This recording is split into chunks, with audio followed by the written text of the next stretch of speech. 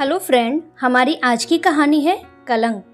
सुहाग रात पर मैं छुई मुई सी सिमटी सी फूलों की सेज पर एक गुड़िया की तरह शर्माई घबराई सी बैठी, हर उस नई शादीशुदा दुल्हन की तरह अपने शादी की पहली रात को अपने पति के आने का बेसब्री से इंतजार कर रही थी। रात के 12 बज गए थे पर मेरे पति की कोई खबर नहीं थी। इंतजार करते करते 1 बज गया, उनकी अभी तक कोई खबर नहीं थी। फिर 2 बजे कमरे का दरवाजा खुला और मेरे पति कमरे के अंदर आए तो वह अपने पैरों पर खड़े भी नहीं हो पा रहे थे। गिरते पड़ते बिस्तर तक पहुंचे। जैसे ही मैंने उनको सहारा दिया, उन्होंने मुझे धक्का दे दिया और कहा, शाली, तूने मेरी जिंदगी मुझसे छीन ली, मेरा प्यार मुझसे छीन लिया, इसकी सजा तुझे मैं देख कर रहूंगा। और उन्होंने मुझे जानवरों की तरह नोचा। पूरी रात मैं रोती रही, रहम की भीख मांगती रही, पर इन पर तो जैसे कोई जानवर सवार हो गया था। सुबह 5 बजे मुझे होश आया। जाने कब तक ये जानवर मुझे नोचता रहा, मुझे पता ही नहीं चला। जब आँख खुली तो मेरी आंखों से मेरे आंसू नहीं रुक रहे थे। जो सपने मैं लेकर आई थी, सारे सपने मेरी सुहाग सेज के चारों तरफ मेरे फटे हुए कपड़ों के साथ राख में मिल चुके थे। पर अब फूटा नसीब क्या कर सकते हैं, जो भी है मुझे ही सही करना था। सुबह 6 बजे मेरी सास ने मुझे आवाज़ लगाई, बहू उठ जा, नहाकर बाहर आ जा। मैंने भी अपने आंसू पोंछे और फिर नहाकर बाहर आ गई और चाय बनाकर अपने पति को देने कमरे के अंदर गई तो वह अभी तक सो रहे थे। मैंने उनको उठाया, उठिए जी, चाय पी लीजिए। मेरे पति ने आँख खोली और मुझे देखा तो उनको रात का धुंधला धुंधला याद आया कि कैसे वह राक्षस बन गए थे। मेरे पति ने शर्मिंदा होते हुए कहा, मालती, मुझे माफ़ कर दो, मैं रात को शराब के नशे में तुम्हारे साथ बहुत गलत काम किया था। और उनकी आंखों से आंसू भी निकलने लगे। उनको ऐसे देखकर मैंने भी उनको कहा, आप मेरे पति हैं, आप ऐसे मुझसे माफ़ी मत मांगिए, मुझको पाप पड़ेगा। बस आप आज के बाद शराब पीकर घर पर नहीं आएंगे, मुझसे वादा करिए। उन्होंने भी वादा किया कि आज के बाद मैं शराब को हाथ भी नहीं लगाऊंगा और फिर चाय पीकर तैयार होकर काम पर चले गए। मैं भी खुश थी। जो दर्द लिखा था किस्मत में वह तो मिलना ही था, पर शायद अब सब कुछ सही हो जाएगा। मैं पूरा दिन खुश थी। घर पूरा भरा हुआ था। मेरी 2 जेठानी और मेरी सास, मेरी जेठानियों के बच्चे सब मेरे साथ बहुत अच्छे से मिलजुल कर बात कर रहे थे। सुबह से शाम हुई, शाम से रात हुई, सबने खाना खा लिया। अभी मेरे पति घर पर नहीं आए थे तो मैं उनका खाना लेकर अपने रूम में चली गई। मैं बहुत खुश थी कि आज रात मेरे पति मुझे अच्छे से प्यार करेंगे और मैं कल के उन गहरे जख्मों को कुछ हद तक भूल सकूं। आज भी मेरे पति को 12 बजे घर पहुंचे और फिर वह आज शराब पीकर आए थे। कल वाली कहानी आज भी दोहराई उन्होंने, तो मैं अब नहीं सह सकी और उनको रोकने की कोशिश की। उनके अंदर तो शराब रूपी जानवर बैठ चुका था। उन्होंने मुझे जोर से गालों पर 5 से 7 तमाचे मारे, चटाक चटाक। हमला इतना जोर का था कि मैं अब अपने होश में नहीं थी और वह मुझे फिर से नोचते रहे। मैं सुबह को 6 बजे उठी तो मेरी हिम्मत नहीं थी कि मैं बिस्तर से नीचे भी उतर सकूं, लेकिन सबके उठने का समय हो चुका था तो जैसे तैसे मैं उठकर बाथरूम तक पहुंची और नहाकर तैयार होकर रूम से बाहर निकल आई और फिर चाय लेकर रूम में गई तो वैसे ही कल जैसे उनके घड़ियाली आंसू, वही रोना, वही वादे, मैं बस सुनती रही और अपनी किस्मत पर रोती रही। अब तो ये रोज का हो गया था। रोज रात को ये शराब पीकर आते और मैं रोज बिस्तर पर लुटती रहती थी। मैं कभी पूछती कि मेरे साथ ऐसा व्यवहार क्यों करते हैं तो और ज़्यादा मुझे दर्द मिलता था, इसलिए मैंने पूछना भी बंद कर दिया। ऐसे ही दर्द सहते सहते 2 महीने निकल गए पर मेरा दर्द कम नहीं हुआ।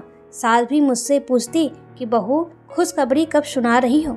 अब उनसे क्या बोलूं, कुछ शब्द ही नहीं थे मेरे पास। आज मेरी शादी को 5 साल हो चुके थे।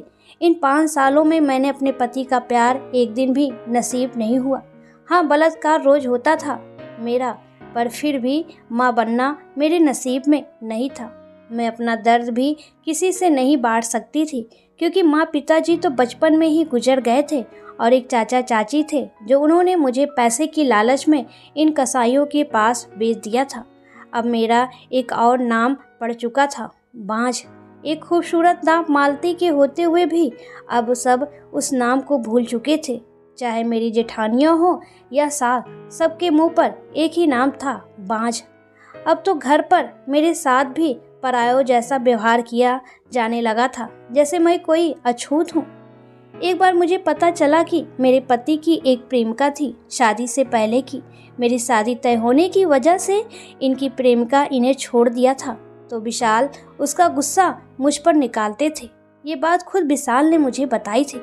अगर मैं कुछ कहती या विरोध करती तो उस दिन मेरी हालत उठने की नहीं होती थी। ऐसे ही दिन बीतते गए। मैंने खुद से विचार किया कि एक बार डॉक्टर से चेकअप करवाया जाए तो मैं अपना बांझ होने का कलंक मिटा सकूं। तो मैं एक लेडी डॉक्टर से मिली और उसने मेरा चेकअप करने के बाद कहा कि मालती, तुम्हारे अंदर कोई कमी नहीं है, एक बार अपने पति का चेकअप करवा लो। जब मैंने ये बात अपने पति को बताई तो फिर तो मेरी सामत ही आ गई। उस दिन पहली बार मैंने असली दर्द क्या होता है यह जाना था। उन्होंने बेल्ट से मार मार कर मेरे शरीर पर जख्म दिए। मैं चीखती रही, चिल्लाती रही, पर कोई भी मेरी मदद के लिए नहीं आया। मैं उस मार से बेहाल वहीं ठंडे फर्श पर लेटी रही और वहीं सो गई। मेरी नींद सुबह सास के तानों से खुली। ओ महारानी, सोती ही रहोगी या कुछ काम भी करना है? कहाँ से ये करम जली हमारे बेटे के नसीब में आ गई। मैंने हिम्मत करके उठी और नहाकर घर के काम पर लग गई, लेकिन किसी ने भी मुझसे रात के बारे में नहीं पूछा। एक बार मेरी बड़ी जेठानी की माँ हमारे घर पर आई थी, तो उन्होंने भी मेरी सास के ताल से ताल मिलाया। जानकी देवी, अपने लड़के की दूसरी शादी करवा दो तो उसके भी बच्चे हो जाएं, क्यों इस बोझ को पाल रही हो? मेरी सास भी उसकी बात से सहमत हो गई और अपने लड़के के लिए नई बहू की खोज करना चालू कर दिया। मैंने भी अब समझ लिया कि जब मेरी लाइफ में जब कुछ बचा ही नहीं है तो मैं ये दर्द क्यों सहूं। मैंने फैसला किया कि अब तो मुझे तलाक ले लेना ही चाहिए। अपने डर को पीछे छोड़कर मैंने तलाक का डिसीजन लिया और इत्तेफाक से उसी रात मेरे पति फिर शराब पीकर आए तो मैं बिस्तर पर लेटी थी और आते ही उन्होंने मेरी कमर पर लात मारकर मुझे जमीन पर गिरा दिया और बोले, मैं आया हूँ और तू सोई पड़ी है, जाकर खाना लेकर आ, मुझे भूख लगी है। मैं रसोई घर में गई और खाना गर्म करके ले आई। खाना तो आज मैंने भी नहीं खाया था, तो 2 थाली बिस्तर पर रखकर मैं वहीं बैठ गई। खाने का पहला निवाला खाते ही उन्होंने मेरे मुंह पर थूक दिया और थाली उठाकर मेरी ओर उछाल दी। ऐसा घटिया खाना बनाती है तू, बांझ, तूने अभी तक खाना बनाना नहीं सीखा। मैंने अपने हाथ बीच में लाकर खुद पर गरम खाना गिरने से बचा लिया और हिम्मत से कहा, मैं बांझ नहीं हूँ। शराब पी पी कर आपने खुद को कमजोर कर लिया है और दोष मुझे दे रहे हैं कि मैं बांझ हूँ। इतना सुनना था कि वो उठे और अपनी कमर से बेल्ट, और जैसे ही मेरी तरफ बेल्ट मारने की कोशिश की, मैंने बेल्ट को अपने हाथ से पकड़ लिया और उनसे छीन लिया। अब वह बिस्तर से उठे और मेरी तरफ जैसे ही झपटे तो मैंने उन्हें पूरी ताकत से धकेल दिया और वह जाकर फर्श पर गिर गए। शराब के नशे में ही जैसे तैसे वह उठे और बड़बड़ाए, साली, आज तुझे इस घर से बाहर निकाल दूंगा। मैंने भी पलटकर जवाब दिया, तुम जैसे जानवर के साथ रहेगा भी कौन? बस फिर क्या था, उन्होंने कमरे का दरवाजा खोला और सामने सब तमाशा देखने वाले खड़े थे। मैं भी गुस्से में थी। आज पता नहीं कहाँ से इतनी हिम्मत आ गई थी कि आज सारा गुस्सा ही निकाल देना चाहती थी मैंने देखा कमरे के बाहर मेरी सास, मेरी दोनों जेठानी और दोनों जेठ खड़े थे। मैंने उनको देखते हुए कहा, आ गए तमाशा देखने के लिए? शर्म नहीं आती अपने नापुंसक बेटे की कमी को छुपाने के लिए मुझे दोष देते हुए, और अब किसी दूसरी मासूम लड़की की बलि देने की सोच रही हैं? अपने बेटे की दूसरी शादी करने से पहले उसका अच्छे से इलाज करवाएं, तब किसी मासूम लड़की को फंसाना।